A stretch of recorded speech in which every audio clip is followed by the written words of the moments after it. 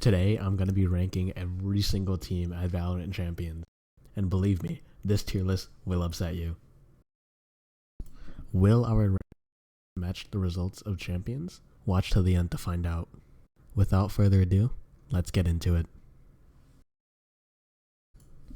Okay, so here I have my tier list from S to D, and below I have all 16 teams that are going to be attending Champions 2023. So I'm going to be basing my rankings off of 3 different factors. The first one will be the performance at Tokyo, if they did attend Tokyo. The second one would be their consistency as far as maps and attack and defense. And then the last one will be individual player skill. So we'll start off here with Giants. Honestly, with Giants, they have some decent players. They have Fatinho, Nukie, Hoodie, and then Ramming Clutter there to fill out the roster. And they've been taking away some... They've been having some upsets. They had one against Navi 3-0. And their stats overall, it's pretty good, except for Pearl here. It's actually quite low, especially for attacking rounds, because attacking rounds, I mean, on Pearl, you could just spam B-site.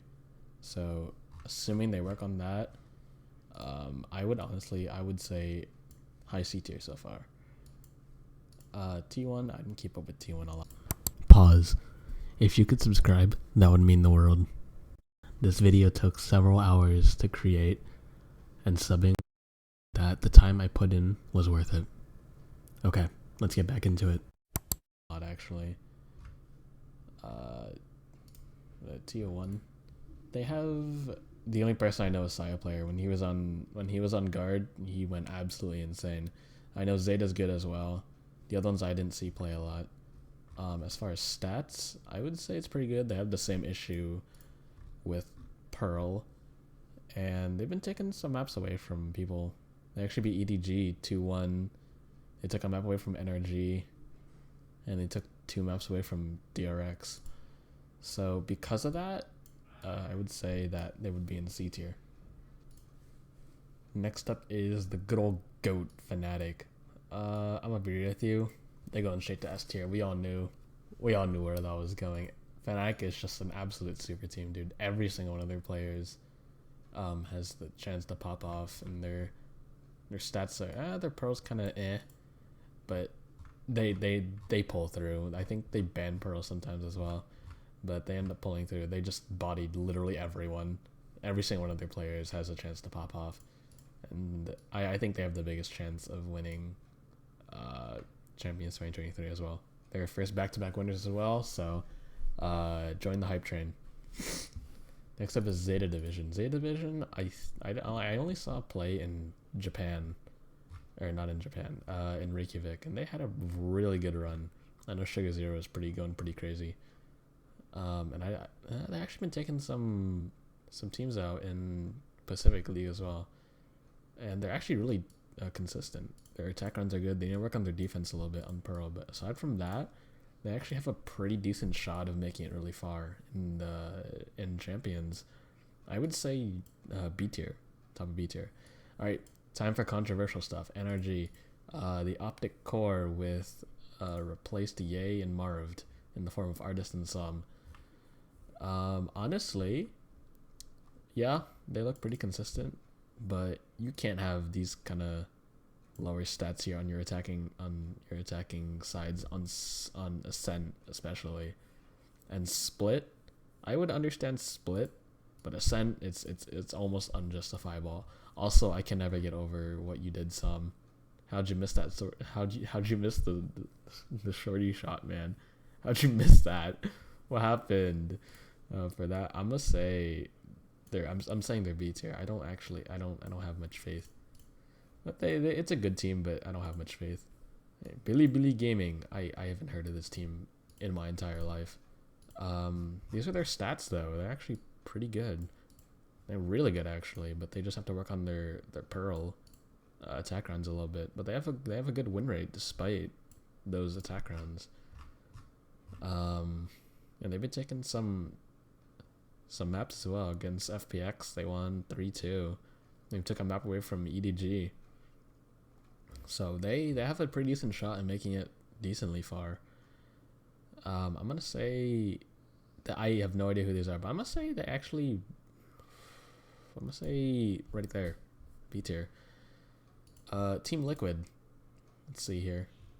I know Nats is crazy. Former best player. The title of best player. Safe is pretty good as well. Same with the MP. And they take some maps as well. They won against EDG. They took 3 away from Fnatic in the EMEA League. And their stats? Oh well, they've only played Pearl once, so that's fine. That's justifiable, I guess. Pearl or Lotus though, with a 40% win rate and 40% on the defender side. You've played the map 10 times. And that kind of bumps it down for me, despite them having good players. And they made it pretty far as well, but I'm gonna say top of C tier. Navi looks good on paper. It's a pretty stacked out roster. It's like FPX, but you have a good opera as well. But they just didn't pull through like everyone thought they were, especially with those stats. Not the highest win rates, and Lotus, Bind, or Haven, which are all pretty common maps to pick in VCT. So because of that, I'm honestly saying that they're gonna go bottom of C tier. Honestly, I don't think so. All right, time to get controversial. Loud. No, they're going into D tier. Yeah, sure. Okay, listen. Be a Loud fan, whatever you want. These stats are consistent, whatever. Nothing will ever topple over the fact that you got 2-0'd by EG and barely went into double digit. You went to double digit rounds once against EDG and you lost 2-0 still. You're not coming back from that. I'm sorry to tell you. Fight me all you want. It's D tier. I don't care. FPX. It's pretty consistent actually as well. Icebox isn't really in. Icebox or Breeze aren't even in that rotation anymore. So aside from that, it would be all green. And these are pretty high win rates as well. So I wouldn't say that they actually have a decent shot at making it far. I would say that actually, I'm gonna say B tier. EG had the most insane run in Tokyo, and I started believing them more.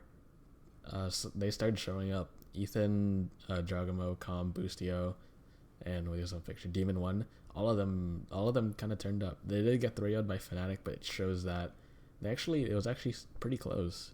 They took a bunch of rounds as well. 12-14, 11-13, 8-13. So it shows that they can put up a good fight. They won against Paper Rex. They took a map away against from Fnatic right here. 2-0 Liquid, 2-0 Loud. So I'm going to say they actually go A tier. They have a good chance. EDG. Next up is EDG. And, okay, we all have seen the highlight clips of Kanking going crazy on the op. And everyone else is pretty good as well.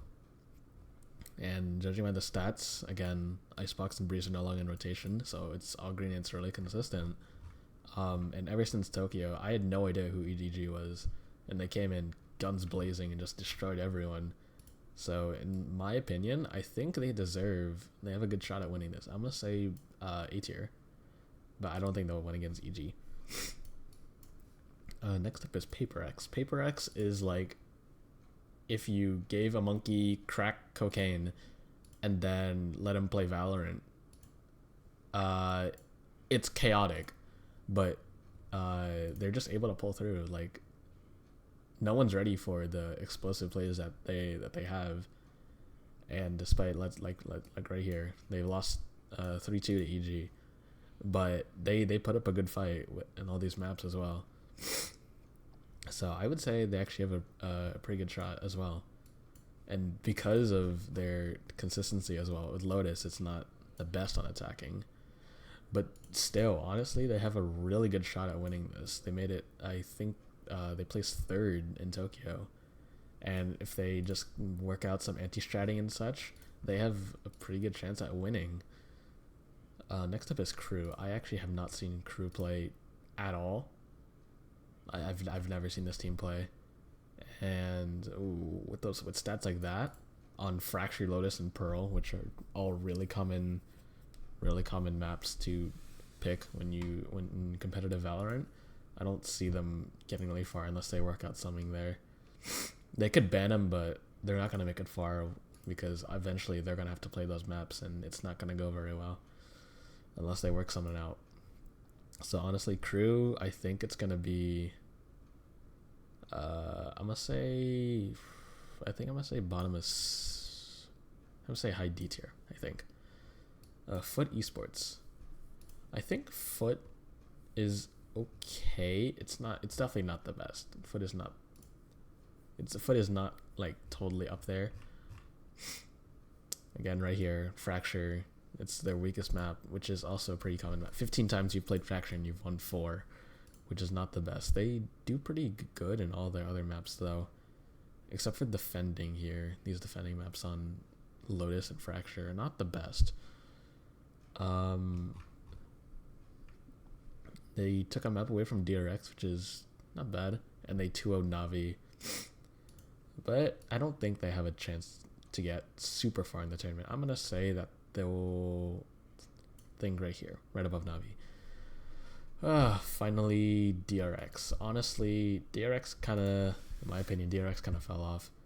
I think they definitely should have had Zest in Tokyo instead of Foxy 9. Foxy 9 added like the unpredictability in the roster that DRX isn't really known for.